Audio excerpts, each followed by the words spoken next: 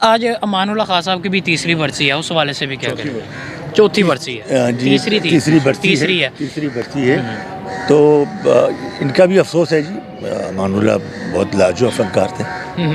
अपने यहाँ लोहा बनवाया उन्होंने अपनी फ़न में, बिल्कुल और फिल्मदी बात करते थे। बिल्कुल। मतलब होते नहीं जैसे इधर उधर से पकड़ के बातें करनी या लोगों को हंसाना, वो अपना करते थे।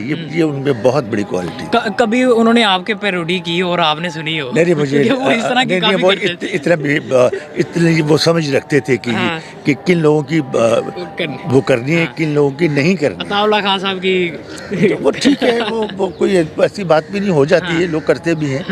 लेकिन वो उनको इस बात की समझ थी कि वो देखो हंसाना है तो और बहुत चीज़ें हैं। हाँ जी।